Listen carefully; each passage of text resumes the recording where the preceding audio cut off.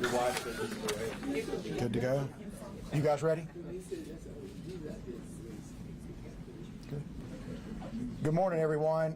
Thank you for joining us here at the Law Enforcement Center. This is a great event. This is a great partnership and collaboration between the Sheriff's Office, our Sheriff Hobart Lewis, the Police Department, and Upstate Warrior Solution. This is the type of group that we in law enforcement want to partner with because they are trying to be a solution to a problem. They are trying to help veterans. They are trying to help us help veterans. And a lot of times, taking people to jail is just not the answer. And so on the law enforcement side, the Sheriff's Office and the Police Department, we want to do intervention and prevention. And through groups like Upstate Warrior Solution, we're able to do that.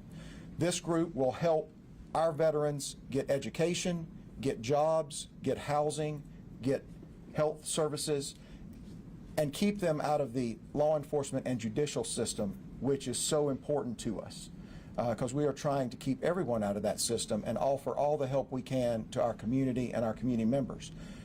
I don't know if you know this or not, but the upstate of South Carolina is one of the largest populations of veterans, and so there's a lot of veterans to be reached. If you yourself are a veteran and are not a part of Upstate Warrior Solution, reach out to them. If you know a veteran, reach out to them and get them to reach out to Upstate Warrior Solution, because even if you don't need help, maybe you're a veteran that wants to be with other veterans and play golf with them and go to family events and go swimming, go on hikes and mountain climbing. That's what they do. They bring the veterans together and basically peer counseling, and that helps each other out. So the sheriff and I are just excited to partner with them, appreciate all the work they do in the community, and this is going to be a great partnership moving forward. If I may, and I should have started out with this, so forgive me, but I do want to recognize some people because we've got some great people that are supporters of not only veterans, but law enforcement in this room, and I appreciate them. Judge Simmons is with us. Thank you, Judge, for joining us. I have two of my council members here, Lillian Brock Fleming and Dorothy Dow. Thank you all so much. They're on City Council. We have County Council members. I'm going to go ahead and speak by all means, you said everything else. Why not? He's reading from my speech. We have Councilman Lynn Ballard and Butch Kervin with us. We appreciate y'all. As y'all know, the county and city work together on a lot. And yes, I even try to work with this guy. And he's a great partner. But I'm going to ask our Sheriff Hobart Lewis to come up and say a few words. But this is a great partnership, and thank you all for coming out and supporting it. Sheriff, sir. Not even going to get out of the way, are you? Hey, thank you just for allowing me to be a part of this today, not only as the sheriff, but as a veteran. And to be around Upstate Warrior Solutions and see the work they put in, many classes they've held here for us, to have such a valuable resource for the police department and the sheriff's office to be able to hand out to veterans that are working on the midnight shift and they're running into somebody that's home, to have the ammunition and the gun, something to really provide a resource and a helpful resource. So anytime you have that kind of relationship, that certainly turns into a partnership. I know me and the chief cut up a lot, but we're just honored to be part of it. Thank you for all the hard work y'all put in. And if somebody's watching this, we got a lot of support here in this room today, but if somebody today's watching and wants to get involved, please reach out to Upstate Warrior Solutions if you want to donate money. Or more importantly, if you know a veteran that needs help or assistance in some way, this is exactly what these folks do, and they get it done. This isn't just lip service. This isn't just an organization that gets together once a month to do whatever. These people put in the work, and they're staffed by veterans. And it's an honor just to be associated with them. And me and Chief Thompson look forward to a great relationship going forward and providing that help and helping to get that resource out. And thank you to all the partners that are here today who do so much to help this thing go forward. So thank y'all for having us. We look forward to signing this and glad to make it a very formal process for sure. For us, we're proud to be part of it, but more importantly, the boots on the ground work going forward. We're just so excited. So thank you what you do for us veterans. Yeah, absolutely. Thanks, Chief. Thanks, Sheriff. Thanks for y'all's partnership. I'm Charlie Hall. I'm the president of Upstate Warrior Solution, Marine veteran, and just wanted to give you all a little bit of context about how this program works, but more importantly, introduce folks that are behind the scenes. Masson will give a big picture perspective here in a bit, but We're really excited about this being our 4th year of our Justice Involved Veterans Program. We have tried to really be proactive to find veterans where they are. Many of you, when you think of veteran, you think of maybe an older Vietnam veteran who has done their time, has gotten most of their benefits and resources, is maybe going to the American Legion talking about, are we going to wear the khaki shirt or the white shirt in the parade? The face of the veteran is much different these days. Obviously, we've been at war since 9/11, so we've got quite a sizable population of Iraq and Afghanistan veterans that are out there. These men and women are in their 30s, 40s, 50s. We've been there for 20 years, so folks that were in combat in their 30s are now in their 50s, so it's a pretty wide range of folks. But they're going to school, they're working, they're trying to work on their marriages, but they're also trying to stay out of jail, they're trying to keep life together and actually live a productive and thriving life. So really glad that Teresa Thompson, our Deputy Director, really was the impetus for getting this off the ground about 4 years ago.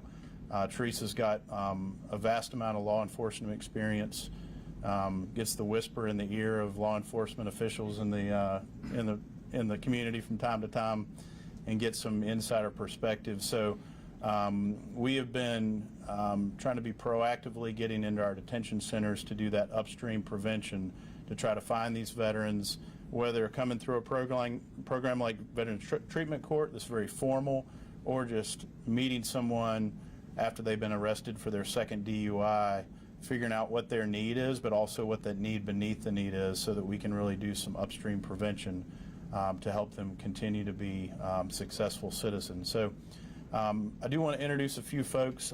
Sarah Morrell, if you'd raise your hand. Sarah Morrell is a valuable partner of our team. She works for the VA.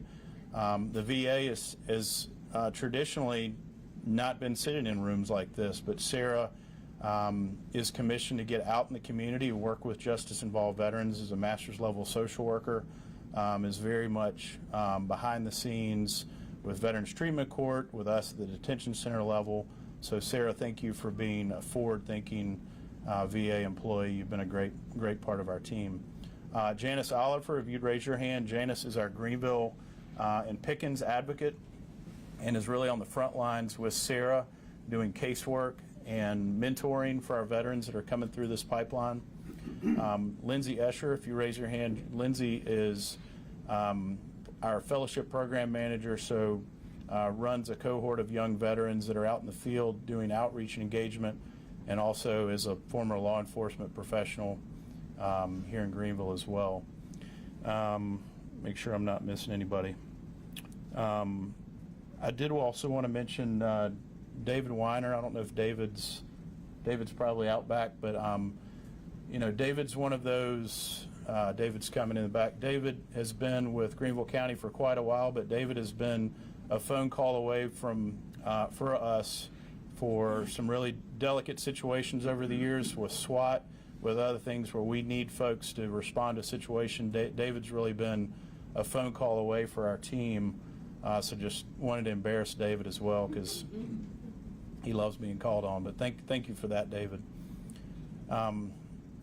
Just really appreciate the chance to be in this room today, and I want to introduce our board chair, Maston Robinson. Maston's a 34-year retired Marine, and has had a great vision for this organization, has helped us assemble an outstanding board, several of which are here that will be introduced to shortly. But just really want to thank our board and Maston, as well as these community leaders here, for really helping us think big and really get out there to do upstream preventive services for veterans and their families. So, Maston.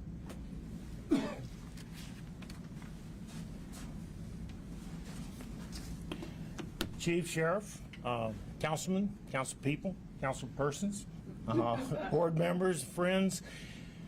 This is a great opportunity for UWS. I particularly want to thank T. Hooper and Tracy Sweeney, two of our board members who are here today. This isn't the first time we've done an MOU, but this is the one that certainly is the most holistic, and this is the one that's the most proactive.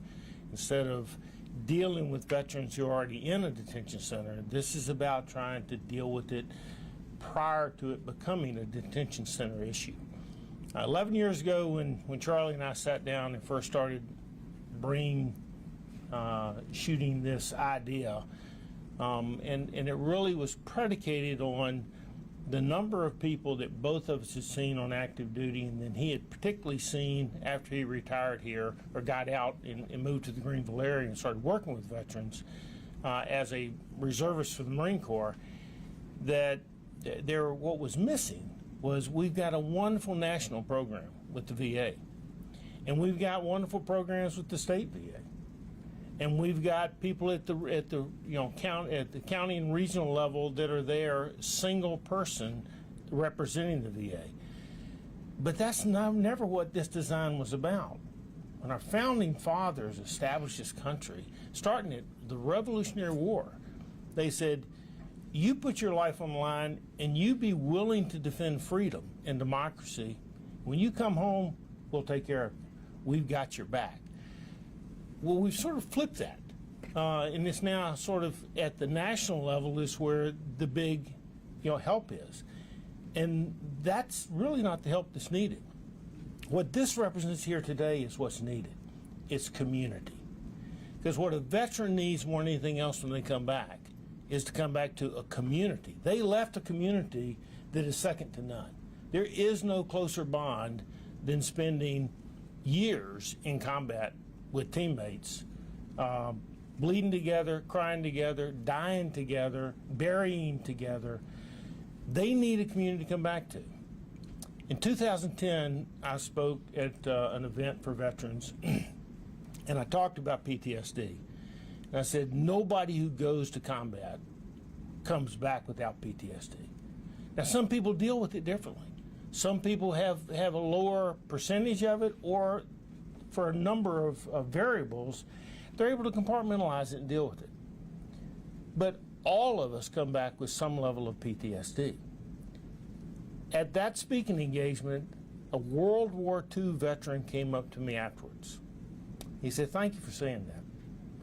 He said, there's not a morning that I have awakened since World War II that I was dry. Now let that wash over you for a minute.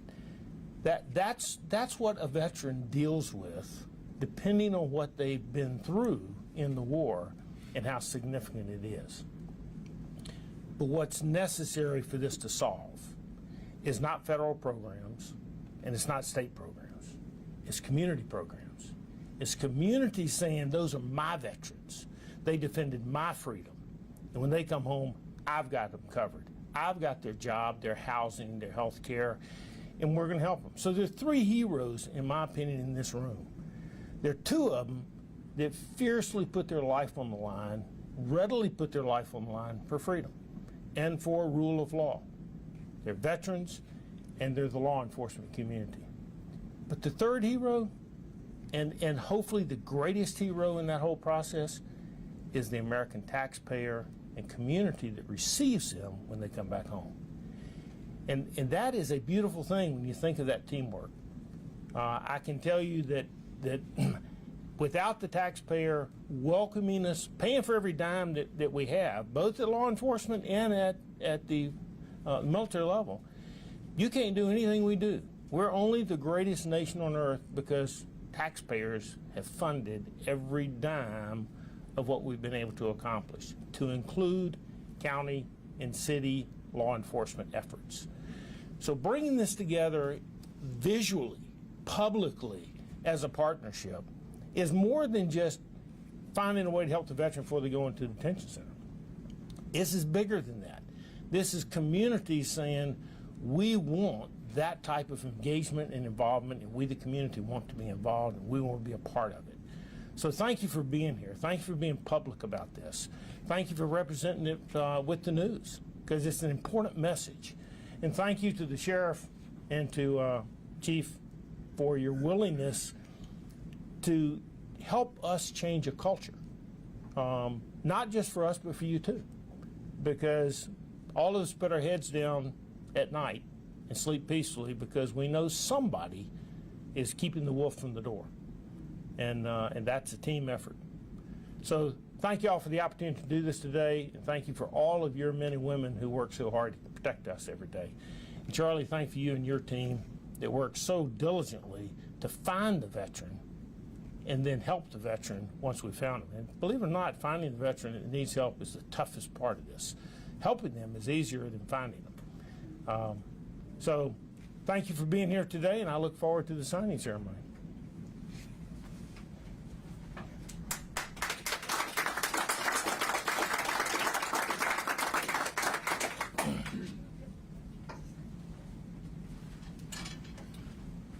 It's not. Yes, sir. Oh, Hunter's mine.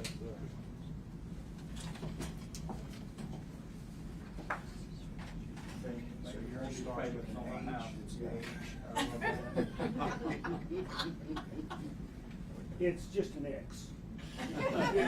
First payment's due the 15th of next month. I'm gonna check it. Yeah.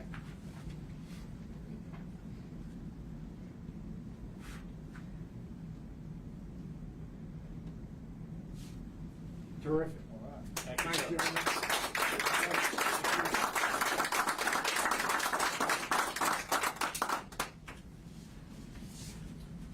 Well, thank everybody for coming. This will kind of wrap it up. We'll take any questions if the media has any questions, but I think that everyone in this room sees that this is a win-win-win situation. Our veterans win because they're connected with an organization that has resources and can connect them.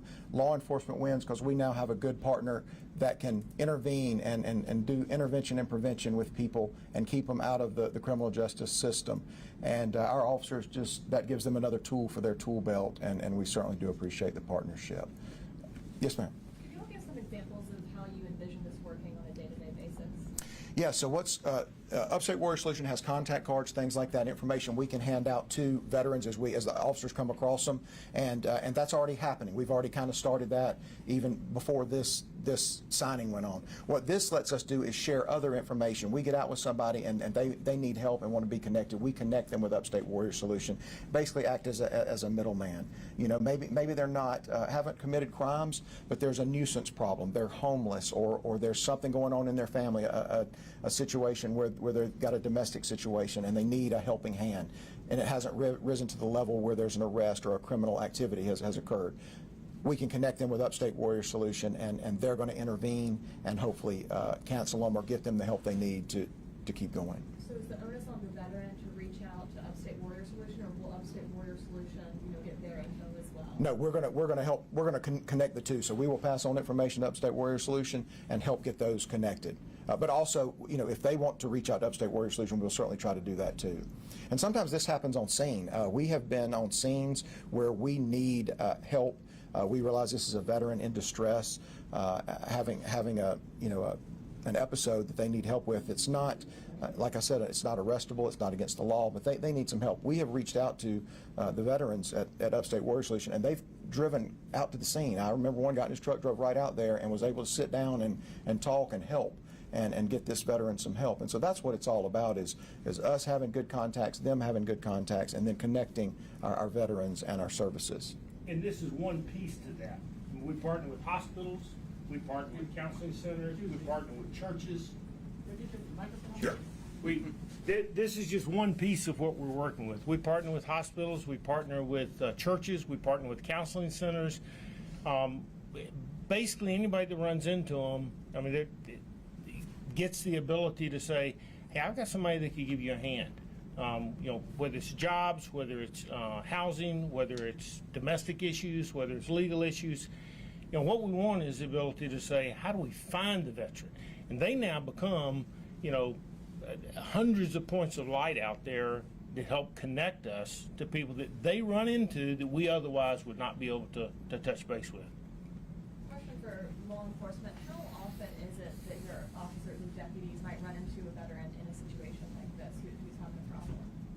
Well, I think I have that number, obviously, or percentage, but I think the most unique thing is the fact that we both employ a lot of veterans, and you don't know until they start to kind of engage somebody out here and they share that common bond, how things tend to de-escalate, because they do have some mutual interest, whether it be serving during wartime or just being in the military or whatever the case may be. So they come back, we hear those stories about how things de-escalated and they spent time talking to people.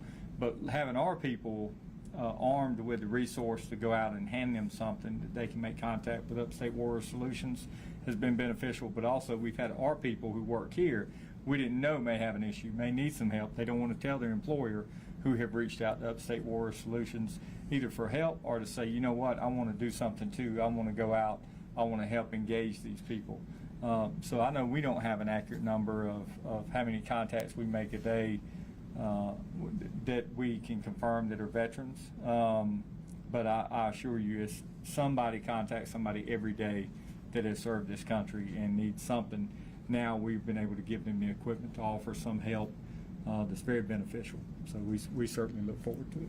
But that is something we recognized in doing this partnership with Upstate Warrior Solution is data is very important, and that's how we look into things and really get to the root of the problem. So one thing that we've done, and we've already done this on our reports, so our incident reports now have a checkbox for the officers, and it lets them check that if this involves a veteran.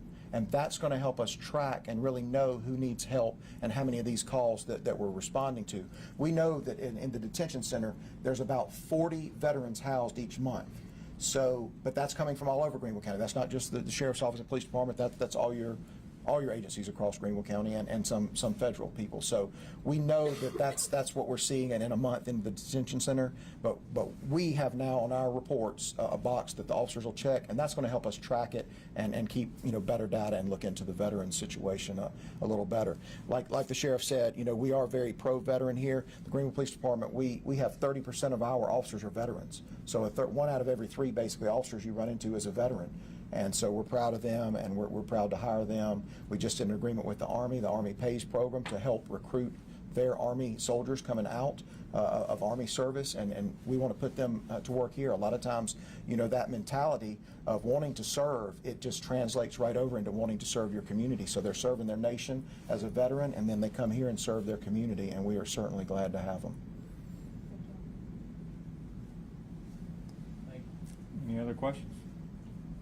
Charlie, why don't you mention the reason a lot of veterans, why when they come back, the kind of programs they've been into, and the leadership is leading them, and then they come back here, what happens?